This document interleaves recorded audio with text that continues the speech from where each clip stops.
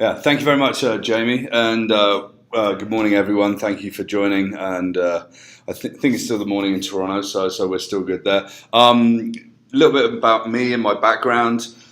In the past 20 years, I've worked in everything from telecommunications through to banking, through to advertising and everything in between. I've got a particular experience in working with larger banks. I've worked for ING and I've worked with Barclays in the UK. I've also been very lucky to work with a number of fintechs here. I'm a futurist. It means that I look at societal trends and technological trends and how it changes how we operate and how business operates, the future of work, the sharing economy and everything in between there as well. So this morning's presentation is just talking a little bit about the fintech revolution. And we'll just follow through in the presentation. If the video does delay a little bit, just bear with us, but you should be able to hear the audio fine. But really, when I think about the fintech revolution, I started in the summer when Jamie and the team approached me to think about, okay, what does this really mean? What does it mean for banks the size of HSBC? What does it mean for the consumers?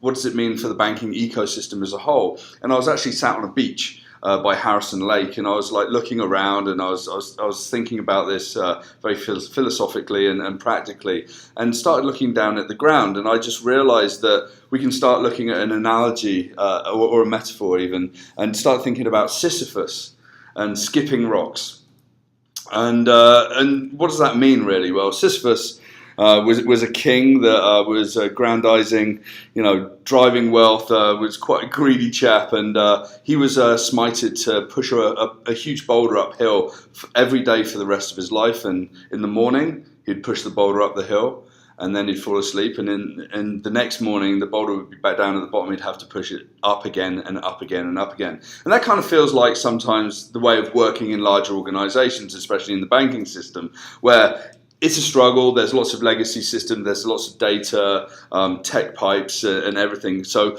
there's a lot of hard work happening there. So you can sort of characterize big banks in that way.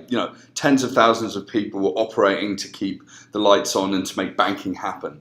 And then when you actually think about skipping stones, you think about people walking along the beach and just selecting the best rocks and seeing how far that they can go. And I think that's like fintech CEOs today.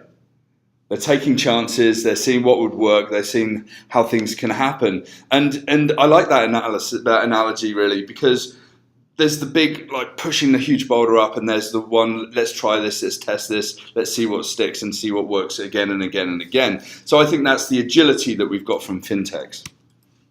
So this brings us to actually talking about banking versus fintech. I was just chatting to Jamie earlier, and it's no longer sort of who's going to win. It's more out what can each other learn from working together. And the presentation today is going to go through a lot of the innovations that are happening, but then it's going to teach us some lessons at the end. I'm going to make some very bold predictions about how fintech and banking is going to work together.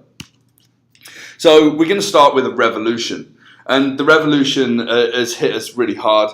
I think that we can see that software is eating the world. Mark Andreessen, very famous VC down in Silicon Valley, talks about software eating the world. The largest retailer on earth is a software company, that's Amazon. The largest advertiser on earth is a software company, that's Google. It's like the largest cab company in the world is Uber.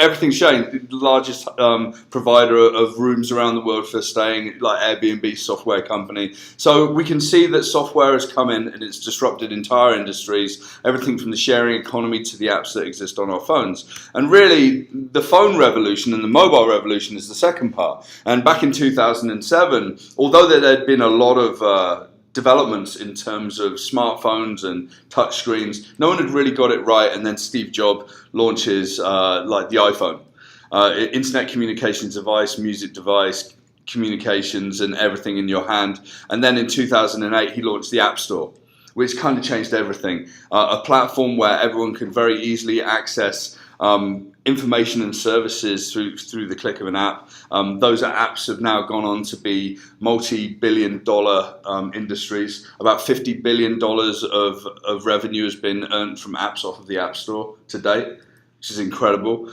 Considering most of them are free as well.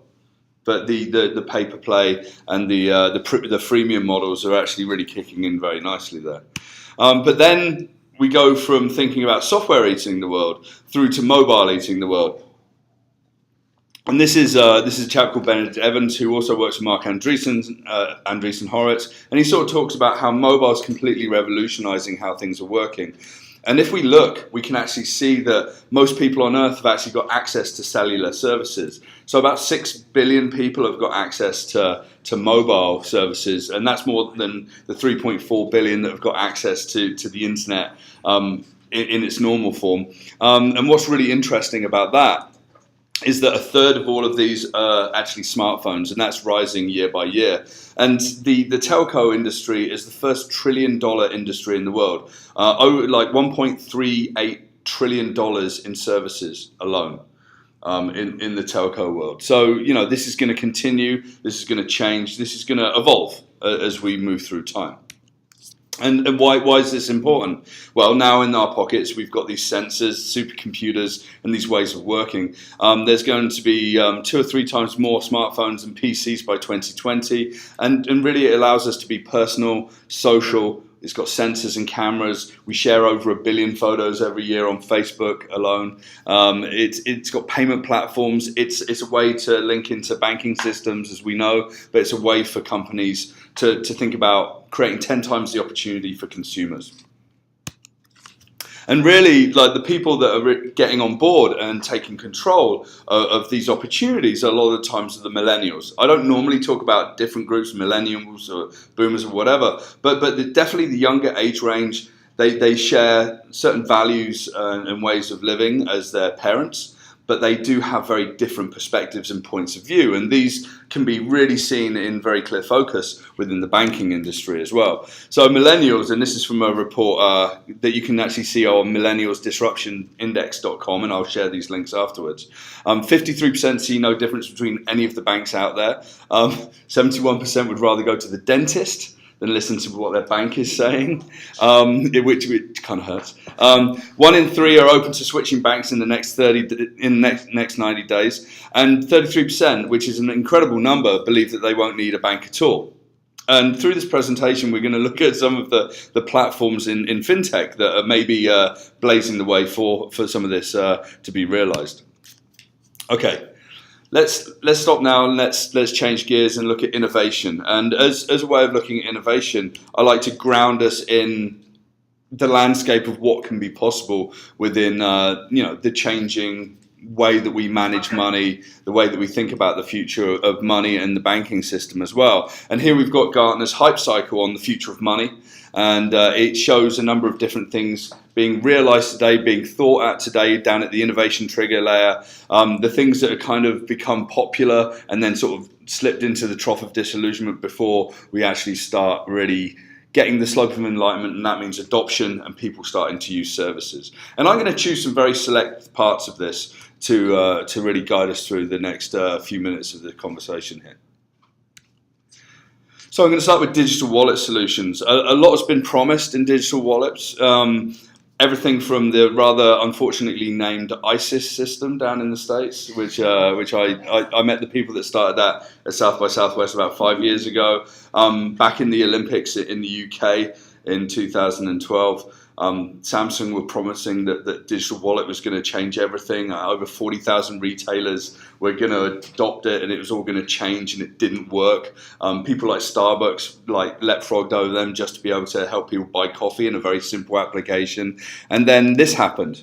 Apple Pay, and I predicted around Apple Pay and payments and NFC payments some 5 years ago, and had egg on my face for about 4 of those years when nothing really happened, no adoption was happening, and then Apple Pay kicked in.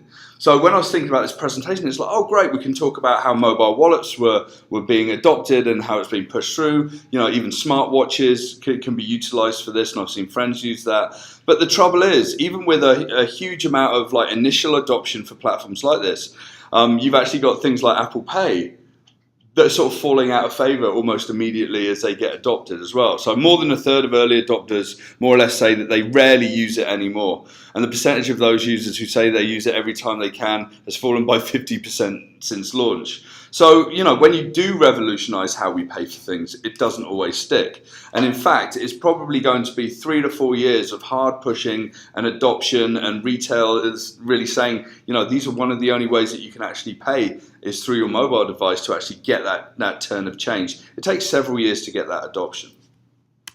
Okay, so secondly, thinking about alternative card networks. And I'm going to talk a little bit about a company called Monzo out of the UK. They used to be called Mondo until about 2 months ago. I had some good friends come over from the UK earlier this year, and my good friend Paul, he pulled out his phone and pulled out this red card, and he said, "Hey, I've got this application, and this application helps me just have a bank in my pocket. I can freeze my card, I can see all my transactions, I can transfer, I can control everything." And all I had to do was donate £5,000 into the pot for the bank to help the bank get off the ground. And they would deploy this application, deploy this card, and you can have this new banking system that works immediately, and it works really well for me. They subsequently tried to do a crowdfunding campaign. They broke the crowdfunding platform. So many people wanted in on it. I think the next time when they kicked up the bandwidth of the crowdfunding platform, they raised something like £8 million in about 15 minutes to actually kickstart the bank. And the CEO, Tom Blomfield, is 31 years old. And he says, "I think many of the big incumbents right now will die. They've not kept up to date and they're technologically bankrupt." I think this is probably, it's a lovely soundbite to really shake things up and get things really going in terms of innovation and thinking in the banking system. But a lot of the big banks are really wondering how they missed some of these tricks. When you've got these banks that start with nothing and a great idea and an app infrastructure, and they can suddenly crowdfund all of this money and get going, they're now raising the £15 million they need for their banking license, and they're making very good friends with banks like Lloyd's. So, suddenly you've gone from 1 year not having a bank to the next year having a bank, and we know how hard it is to start banks from absolutely nothing. It's almost impossible. And the people that I know that have done this, it's taken 4 years. And that comes from my management consultancy days. So now you've got these applications, and Monzo is definitely one to watch. Okay, so then I think that there's power in sharing and peer-to-peer networks when we think about having applications and having technical infrastructure. And in the fintech space, peer-to-peer is going to be a really hot topic over the years. I'm just going to play this video that's going to take us through a new peer-to-peer network that helps you do currency exchange. How does TransferWise work? Do you know? Yeah, I know exactly how it works. It's magic. It is actually fairies and unicorns, sort of moving magically my money across over to another country. It's all about peer-to-peer, swapping money, getting matched. Peer-to-peer? Peer-to-peer. Under the bonnet, it's this peer-to-peer matching service. TransferWise matches you up with people that do need the opposite currency to you. TransferWise have 2 pots of money. One in your starting currency and one in your finishing currency. You put money into one pot and they take money out of the other pot. To basically pay the recipient. And they have people transferring in and out of each of the pots. And then that money would actually not cross any borders. There's no bank admin in the middle? And that's how they bring down the costs. You don't really need to know that. It all happens automatically by magic. TransferWise takes care of all of it. You just have to click on the button. All I really know is that it's cheaper than our bank. 10 times cheaper. It's faster than my bank. It's fairer. It's much easier. It's incredible. That's all I really need to know.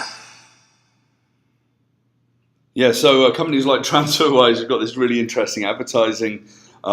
It's magic is probably a little bit too strong. We know that there's ways that it works, but what they do is they actually build funds in different countries. Instead of doing cross-border transfers, they actually just transfer between people in the countries, but it's completely invisible to the person doing it. And they've got a huge amount of interest, lots and lots of investors, lots of large banks are getting involved with this. It's sort of revolutionizing how we do currency transfers. And then there's one that doesn't even exist on this whole curve here, which is around peer-to-peer insurance and social good as well. There's a stealth startup out of New York City that's offering its peer-to-peer insurance solution, which is app-based to people in the Greater New York area. And what's really interesting about this is, as people come on board with the platform, they get their insurance very, very cheaply on a per-month basis, taken off their credit card. And at the end of the year, whatever premium hasn't been spent because they haven't done any claims, they can then apportion it to charitable organizations as well. So it's changing the way that we even think about what insurance is in the modern world. And I love that. I love Lemonade. I think that's a great idea, and I think it's just worth taking a look at. And then we can think about, okay, how can we get people, learning how to do banking? How can we get people on board? We know that one of the biggest markets to really focus on it as banks or as fintechs is to think about, okay, the children as they're coming up. How can we teach them good habits of saving and investing so that as they go into their teenage years and their adult years, they actually become good, loyal customers for large banks and smaller banks as well? And how can we really get those behaviors rooted in with those people? And there's a company out of Singapore called Play Moolah that does exactly that, and here's a video just to show what they do. Enter Play Moolah, host of King Movement and the adorable Minions. Become a guardian and protect the Minions. Feed them, take care of them, and keep them on your very own planet. Build homes, move mountains, customize your planet in any way you like. Have fun and master your money. Reward yourself with real stuff you've always wanted. Real fun, real rewards. Only at playmoolah.com. Join us now and make your dreams real. So really bringing people through and bringing the kids up in ways where through fun and through engagement and through community and social networks, they can actually understand what good banking practices are. It works well for them because they're more prepared as they grow up, and it works incredibly well for banks and smaller companies as well. Okay, so on from those peer-to-peer networks, on from gamification, and then starting to look a little bit more into thinking about cryptocurrencies. And obviously we've heard about this with everything from like Bitcoin to Dogecoin through to Ethereum. Even Vancouver had it had the world's first Bitcoin ATM. So, we're sort of here in North America seen as a leader in terms of thinking about these things. And I think you've probably learned a little bit about cryptocurrencies from previous lectures that have been given here. But really about cryptocurrencies, there's something to be considered here. There's some incredibly good things and very strong things around cryptocurrencies, and there's some very tough things. So thinking about what Charles Dickens said at the beginning of A Tale of Two Cities, it was the best of times, it was the worst of times. We're in this world of knowing what can we use, how can we step forward, what can we trust, how can that market really work. There's actually a small amount of cryptocurrency in the world compared to the currency that there is. A very small percentage, but it's very powerful for people, and it's powerful in different ways.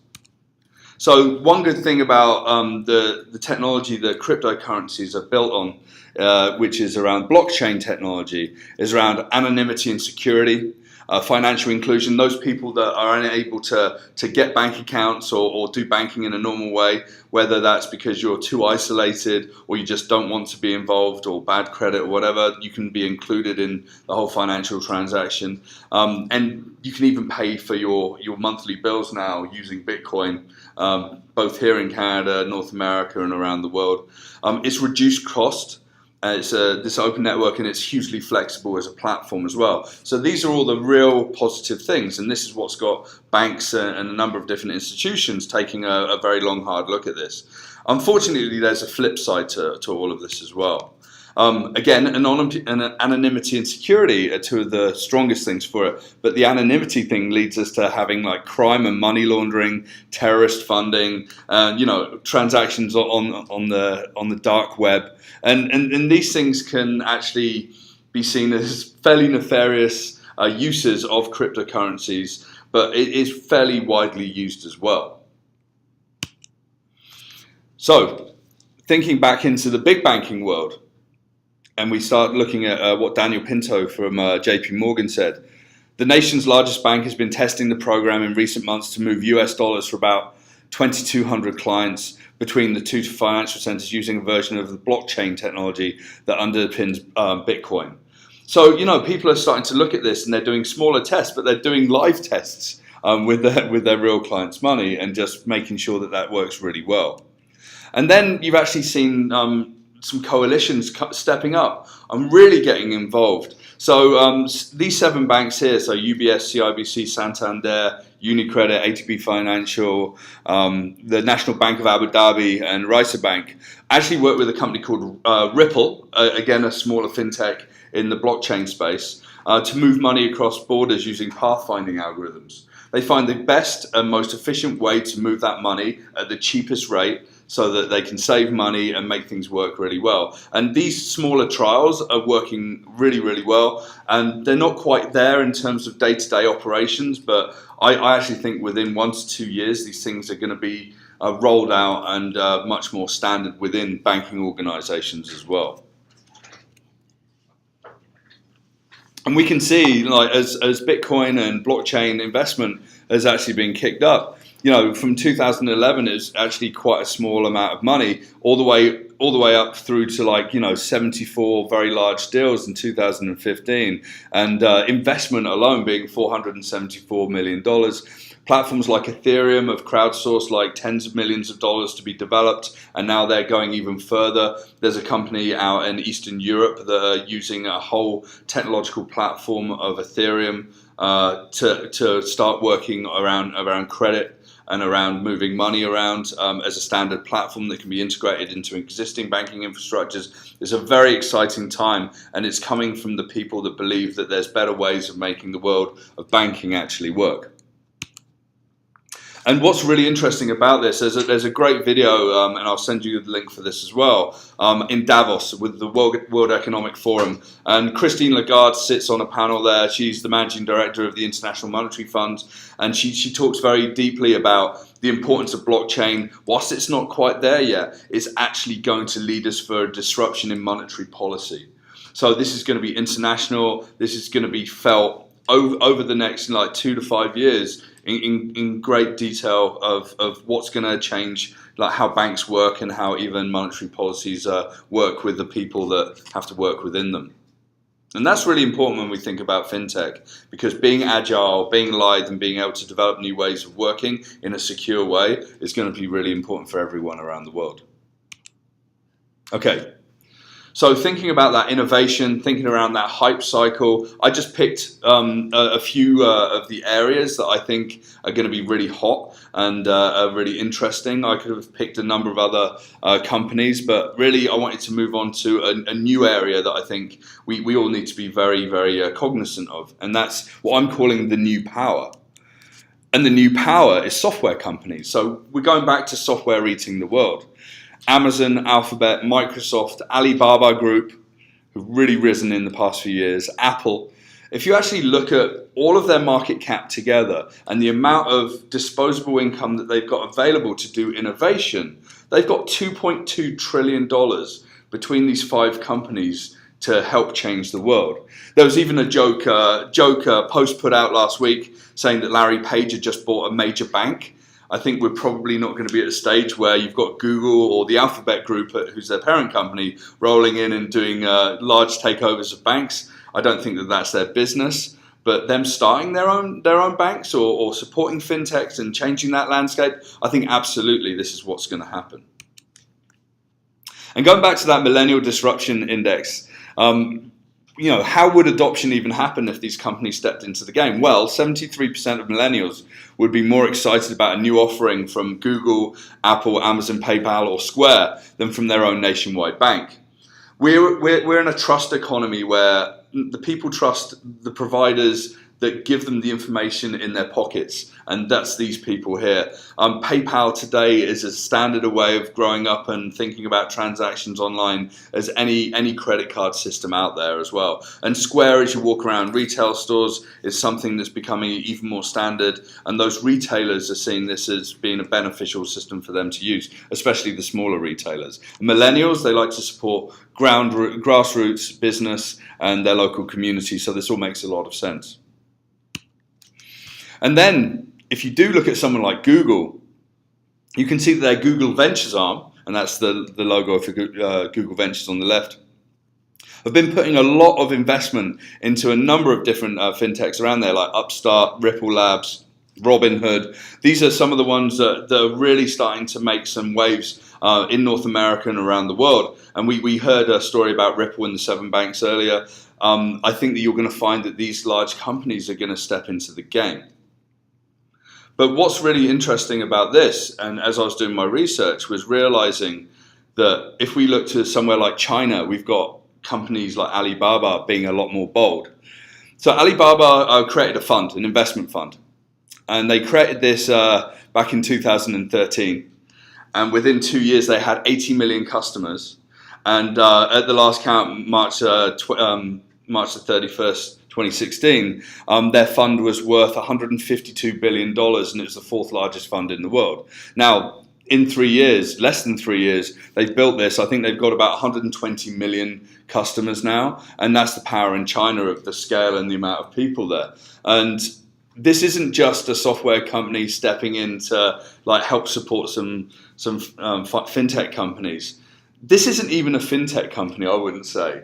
This is a truly legitimate fund, and they've gone even further to create My Bank as well, which is now a bank available for people. So now, Bloomberg says it's now moving directly into banking. After starting online microlender My Bank last year, its issuance of 30 billion yuan of loans of January has been enough to attract the attention of regulators. That growth may now be reeled back. So people are starting these companies. People, Jack Ma and the people at Alibaba very bravely stepped forward and said, you know what, we're going to disrupt everything. We're going to change how this works in China. And they're going to step forward and skips around a lot of regulation, and they'll work it out at the end. Ask for forgiveness rather than permission. And I think that some of these things are going to have to be worked out in the long term when we think about making fintech work in the real world, as well as working in the wider scheme of things for the regulators, the IMF, and the such like. Even people like Monzo that I spoke about earlier today are now having to go and get their banking license, and the markets are saying, we can't really trust this guy like Tom Blomfield. He's only 31 years old. Well, they're getting a lot of good advice from some of the large banks, and I think that that's something very interesting that we're going to look at here as well. So when we actually think about this and we think about how the world's changing, I like to make some very bold predictions. And I think that the next 5 predictions that I'm going to make will have a big impact on how HSBC needs to be thinking about how fintechs and the banking systems that we already have can work together. And some of these things might seem fantastical, they might be sensible, they might seem that they're really difficult to make happen within the organization, but these are all things that should be thought about very seriously.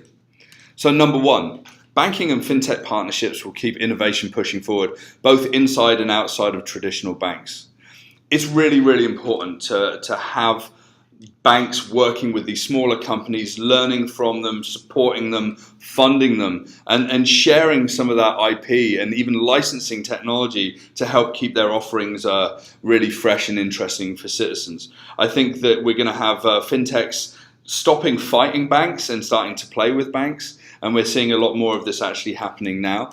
And I think it's sensible because the banking system is hundreds of years old. The modern banking infrastructure is dozens of years old, and the regulations are made to work with what exists within there. And large banks like HSBC know how to work in the system. Fintechs are kind of ignoring a lot of the rules, but they're going to have their wrist slapped unless they really bring it back into control. And as fintechs want to diversify their portfolios and bring in more services, because people like Monzo aren't just going to stay just as a small bank. They're going to go into insurance and funds and other things. They're going to have to think with somewhat of the way that big banks actually think as well. So that those partnerships are going to be important. So going out there, finding the people you want to learn from, bringing them in, but actually supporting them is going to be really, really important. Secondly, within banks, including HSBC, we're going to have to create tech incubators. And we're going to have to think about how they can work without worrying about all the systems that are here in legacy, all of the policies and regulations. And we're going to have to create these sandboxes for people to play in, to experiment, to think about new business models, to think about how that can impact. And you could even spin off a number of different small startup fintech companies out of larger banks as well and operate them as separate businesses. Now, working out how you can do that, and even replicating some of the services out there that fintechs are creating could be a really good way of driving innovation within organizations. And I think those tech incubators, we're going to have to bring in the people that know how to build technology, that don't necessarily have to have tons of banking experience, because it's easier for them to learn about the banking experience as tech innovators than for people with banking experience to know about technical innovation. And that's just my opinion. Thirdly, and I think that this is really important as well, where do some of the best ideas come from? Well, it comes from our employees internally that aren't necessarily listened to every day, and they come from the customers that we've actually got within the banks. So employees and customers will be involved in regular design charrettes for banking solutions. So a design charrette is where you have like 1 to 2 days, you sit people in a room, lots of sticky notes, blank paper, colored pens, and really start to pose some very hard questions around what is working, what isn't working, what you'd like to see, what solutions can be created. And very quickly, on the walls of these places where design charrettes happen, and typically you have 5 to 10 teams at a time, you've got these solutions that are presented at the end of the exercise that may not be fully fledged solutions, but have certainly, a third to half of them could be really good candidates for further investigation. And then that could feed into an innovation capability within a bank. But running these open ways of sharing information and sharing thinking within the customer base and beyond, and even outside of HSBC's customers and looking at other banks' customers as well, and even bringing other banks into this collaborative solution could be a really good way to help drive the future of banking and the future of really good customer satisfaction as well. And then 4, consolidation of fintech companies into super fintechs led by tech giants.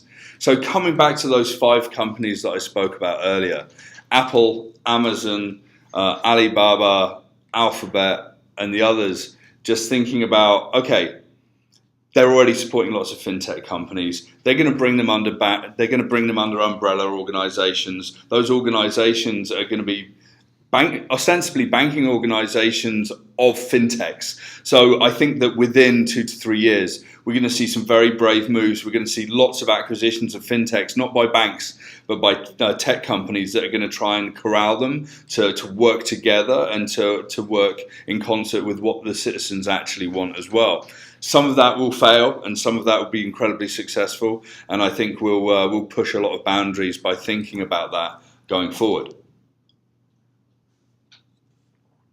And finally, with the 5th prediction, and this may please some people that are listening in on the WebEx, it may scare some people. I actually do think that developers will become a more valuable human asset than traders and brokers. In fact, traders and brokers could potentially be completely automated out of the system within 5 to 10 years, which doesn't make them very happy, but would save banks billions of dollars every year. And that kind of way of thinking means that the developers, the systems administrators, the way that the technical infrastructure and the architecture actually holds together is going to be one of the most important jobs that banks have going forward. Now, fintech companies have got very, very light and agile technical infrastructure and architecture. Now, within banks, we know that there's a lot of legacy. We know that there's a lot of work that goes into data, a lot of work that goes into transactions and fraud and security and everything. So I just think that, we're going to see the rise of the developers. And we're not only going to see that within banking, I think that we're going to see that across a lot of other industries, especially as artificial intelligence sort of kicks in to the situation, and automation as well.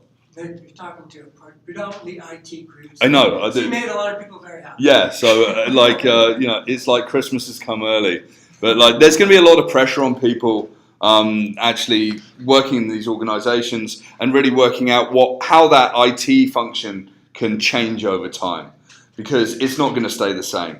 How can we develop innovation and roll out? You've got platforms that are iterating every day. If you look at one of Mark Zuckerberg's, the founder of Facebook's philosophies, it's like fail fast, fail often. Now that philosophy doesn't necessarily work within the banking system. Don't fail at all, right? But the idea that you can actually roll out new changes to systems very, very quickly is going to mean that agility is going to keep you on top of the game of banking as well. But what about the future? So this is thinking beyond like 5-10 years time. I think that we're going to see disruption and progress as being inevitable. We see banks like Lloyd's have got something like 40,000 tech employees in those banks, and they're putting a lot of their staff have actually stepped up and are actively working with fintechs to teach them how they build out banking solutions, and the fintechs are very thankful for that. And in return, the fintechs are teaching them lessons around innovation and very fast turnaround of thinking to solution to deployment as well. And they're even hiring in London. Lloyd's Bank are hiring, and I hate this term, a fintech czar. I don't know why you want to call someone a czar. It's quite a horrible thing. But like they're hiring a fintech czar, and this isn't a hugely well-paid position. I think it's about £100,000, which is okay in the scheme of things. But if you're thinking about someone that's going to have a huge influence on how a bank's going to work with fintechs, it's still quite a low position. But this person, they want to be heavily involved in the tech scene in places like London and around the world. They want to help people innovate fintech. They want to find smaller companies that they can bring up to the top table in the bank to have conversations about how that revolution can be supported and pushed forward. And I think that's going to be a model that's going to be adopted by many banks from around the world. And I think this brings us back to who we are as HSBC. I've gone through a number of different technologies. I've talked a little bit about the impact. Mobile's already here. People aren't going to put down their phones. They're going to be doing their banking predominantly through that as a channel. The fintechs are coming to basically take your lunches. I think it's time for us to learn a lot from what they're doing and to talk to them and to be friends with them. It's time for us not to acquire them. I think that's a very bad idea. And I think that banks and those big 5 tech companies need to make friends very quickly. And the very senior top tables of all those organizations need to think about how this is going to work. Apple's already having a huge impact in how the world's changing in terms of Apple Pay. It might not be working right now, but it will work. Google, Alibaba, all of them are revolutionizing what's happening. Disruption is here, but disruption can be ridden like a wave, and it can be ridden by the large banks, and it won't feel like you're pushing large rocks uphill every day, and you're going to be working with the people that can be agile and can make you stronger as an organization. And that's the end of the talk this morning. Just something that's a little bit thinking about working together, banking and fintech. Thank you.